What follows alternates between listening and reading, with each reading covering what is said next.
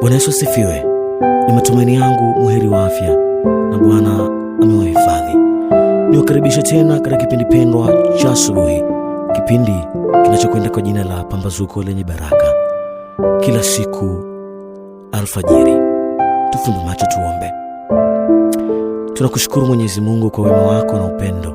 Umeturuhusu kujifunza maandiko matakatifu, zaidi sana zawadi ya uhai. Ukatubariki katika Kristo Yesu. Amina. Mei Mosi, madai ya mtoa sheria.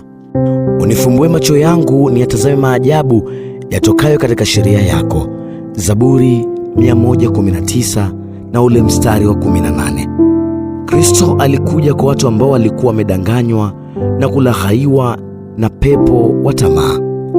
Wakati huo walikuwa chini ya nira ya Warumi, lakini walitazamia mmoja kuja ambaye angesimamisha ufalme ungetengwa na watu wengine wote duniani. Alikuwa avunje kongwa la wapagani ili kuwainua watu wake na kuwaweka pamoja na wafalme. Mataifa yote yangeitwa ili kufika mbele za yule aliyetumwa na Mungu, na hapo wangetakiwa kujisalimisha au kuangamizwa. Manabii walikuwa wakiibuka kila mara na kudai kuwa na ujumbe maalumu kwa maana hii. Yuda ilipaswa kuheshimiwa kama mahali pa nguvu na utukufu. Falme za dunia na utajiri wa mataifa vilipaswa kuwekwa miguuni mwao, na walipaswa kuinuliwa kama makuhani na wafalme kwa Mungu. Wale ambao hawakuamini katika mambo haya makubwa kwa taifa la Kiyahudi walitangazwa kuwa makafiri. Iwapo maombi yao hayakuwa mengi katika matarajio haya angavu, walichukuliwa kuwa wabaya zaidi kuliko wasiofaa. Watu walivutiwa sana na uongo wa Shetani kiasi kwamba akili zao hazikuwa zimeandaliwa kabisa kwa ajili ya Kristo wa kweli. Kazi ya Kristo ilikuwa ni kuweka mbele ya wanadamu sifa bainifu za ufalme wake, akionyesha kwamba majina na nafasi na vyeo si kitu, bali kwamba wema safi na tabia takatifu vinahesabiwa kuwa kila kitu machoni pa mbingu. Katika mahubiri yake pale mlimani, sentensi za kwanza kabisa zilizotoka katika midomo yake zilikusudiwa kuyatupilia matumaini hayo mavumbini. Heri walio maskini wa roho, alisema, maana ufalme wa mbinguni ni wao. Heri wenye huzuni, maana hao watafarijika. Heri wenye upole, maana hao watairithi nchi.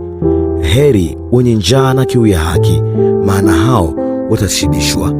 Heri wenye rehema, maana hao watapata rehema. Heri wenye moyo safi, maana hao watamwona Mungu. Heri wapatanishi, maana hao wataitwa wana wa Mungu. Heri wenye kuudhiwa kwa ajili ya haki, maana ufalme wa mbinguni ni wao. Hubiri hili lote lilikuwa ni ufasiri wa sheria. Yesu aliwasilisha madai mapana ya sheria ya Mungu.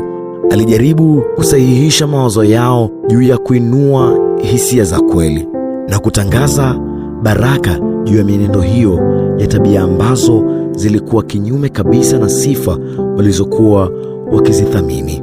Aliwasilisha mbele yao ufalme ambao matamanio ya wanadamu na shauku za kidunia haziwezi kuuingia. Kazi ya Yesu ilikuwa kwamba aweze kuziinua roho zilizokuwa zinaangamia kwa kutojua utauwa wa kweli hadi katika mandhari safi na takatifu. The Signs of the Times, Januari 10 mwaka 1900.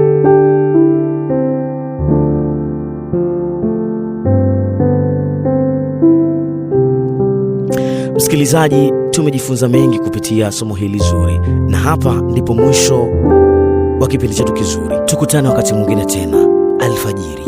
Bwana akubariki.